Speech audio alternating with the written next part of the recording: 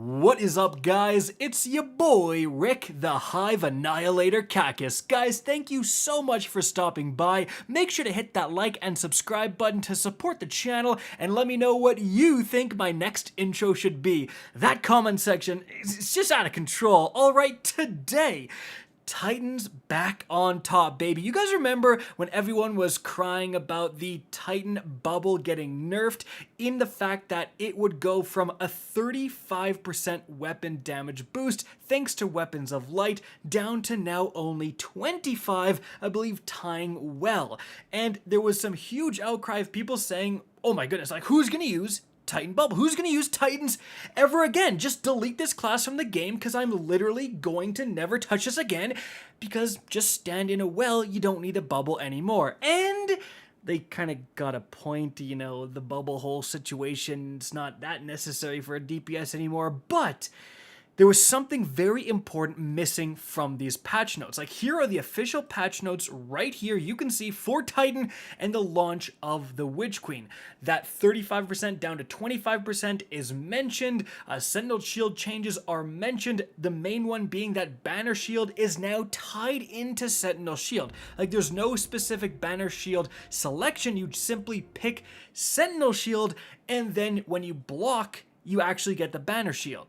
But something notably missing is the fact that Bungie just massively stealth buffed Titans. And here's how. Although the Weapons of Light buff got nerfed for Bubble, it actually got buffed for Banner Shield. Guys, when you use Banner Shield, any ally shooting through that is going to get a 40% damage increase. I did not misspeak, 40%. Y'all thought 35% was good. Let's just add a little 5% on top of that, and now you are absolutely cracking enemies' skulls with Banner Shield. You can see it in the background gameplay. I'm shooting this enemy, I'm clearly getting 2060 damage. My ally casts a Banner Shield. You can actually see Weapons of Light pop up on the corner of my screen, and now I'm hitting for a clear 2,884 damage. That is like mathematically right on the nose of a 40% buff. And this, I mean, like I said, everyone was crying about Bubble. This kind of changes everything. Often in a damage phase, you have a divinity person, and the divinity person's job is to apply a debuff of around, I think, 20% to that target.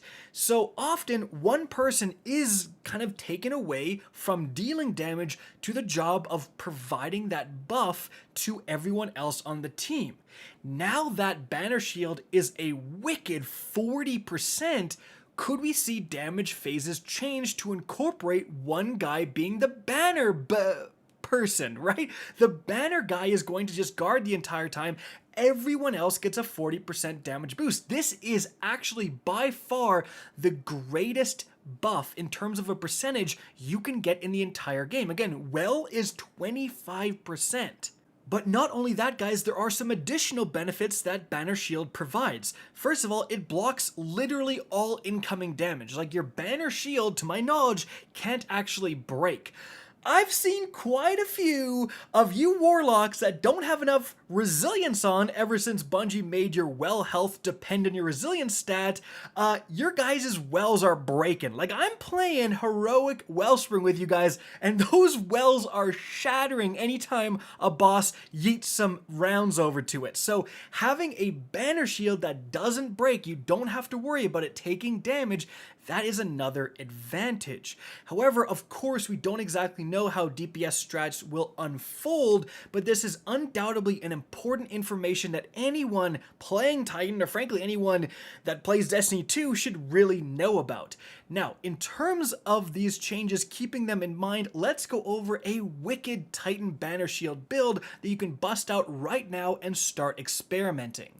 Alright, so we got Sentinel, Tower Barricade, Shield Throw, Vortex Grenade because it's cracked. Then in terms of our aspects, firstly we do have Bastion. Cast your shield to grant an overshield to nearby allies. Obviously, if you're now the guy protecting the team, that's very useful. And also, when you cast your Barricade, it's going to overshield people as well. That is just an extra degree of survivability for team support. Because you're not using Bubble, I think Bastion is a good play.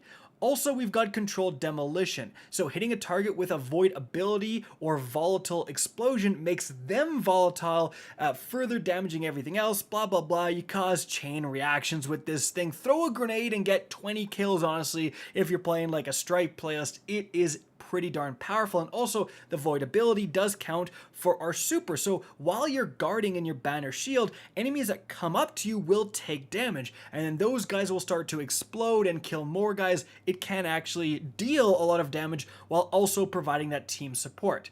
Now, looking at the fragments, the first one we got is Echo of Expulsion, and I'm gonna be honest, you can definitely change this. Void ability, final blows, cause targets to explode. You're kind of already doing that with controlled demolition. Frankly, I'm using it for the plus 10 intellect. I needed that stat, so definitely feel free to change this. The next fragment, however, is pretty darn good, and that is going to be Echo of Leeching. So melee final blows start health regeneration, again, just another point of survivability, and also the plus 10 resilience, letting you cast your overshield providing barricade is very, very good. And then lastly, we have Echo of Reprisal. Final blows when surrounded by combatants grant super energy. Very, very good because we want to be casting our super as much as possible. And I mean, if we're using Banner Shield, you guys know what's coming for the exotic armor, the Ursa Furiosa. This makes it so that you can move faster while guarding, and importantly, guarded damage converts to super energy when the super ends. So if you're guarding in front of a boss and taking a lot of damage, when your super goes away, you're going to notice it's already half filled. Like instantaneously when it ends, boom, it's half filled, and that is going to be fantastic for just letting you use your super so much more often. Always having it up for those scenarios where a 40% damage boost would be pretty darn useful. Then in terms of weaponry, firstly, I just got a Fatebringer with Thresh, like a good primer with Thresh, because again, we want our super as much as possible. Then I'm actually rocking the Dead Messenger. This is available through an exotic quest. If you don't have it, click up above.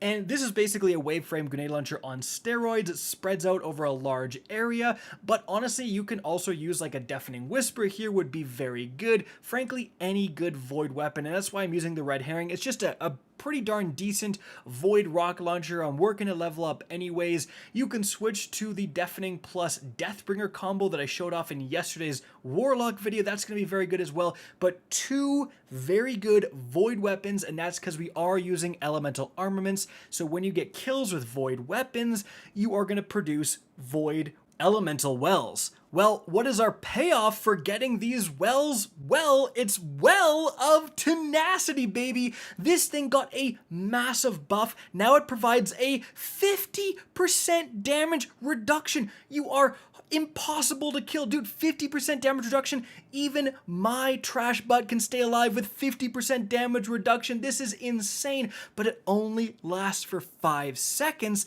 Which is why we're actually using Elemental Time Dilation. This is a stasis mod, and this makes it so that Elemental Well mods that have time-limited bonuses can now stack, so we have a second Well of Tenacity, and this gives you 11 seconds of a 50% damage bonus every time you pick up a Void Elemental Well. You are nigh unkillable when that happens. And the last thing to kind of bring everything together, we actually have an Elemental Light. This is going to spawn elemental wells from your super kills. So we are absolutely slaying out with our Sentinel Shield. Even just like one Sentinel Shield throw will get like 25 kills. Like, it's actually insane, especially when it's combined with the controlled demolition aspect. So just while you're in your shield, you're guarding, enemies are running into you, whatever you're doing, you are spawning those void wells to pick up later for that damage resistance. And then we're also going to be using Harmonic Siphon. We're using a void subclass, void weapons. This is going to spawn orbs of power for getting kills with those void weapons. So now you're getting your super more often. And importantly, power preservation. This is going to spawn significantly more orbs of light when you get kills within your Sentinel, which again, like, you're guarding, but you're going to be throwing your shield a few times when it's up and just getting a ton of kills. The orb production is way higher, so your allies are getting their super more as well. So you're giving them 40% damage resistance, you're giving them overshields, you're giving them constant orbs of light. Gamer, you are the team player of the century. You are the cornerstone of the team. This is an insane build and definitely worth trying out, definitely worth experimenting with this in damage phases, because this stealth buff is big enough to really impact how people do damage moving forward. And so guys, that is it for the video. I hope you enjoyed and found this informative. If you did, please remember to help me out by simply rating and especially sharing this video. If you guys want to see more Destiny 2 content similar to this, don't be afraid to slap that subscribe button. If you want to get in touch with me and keep up to date with the latest channel activity, the best way is to follow me on Twitter at RickKakis. That is linked in the description down below. Again, I hope you enjoyed the video, and as always, have a good day.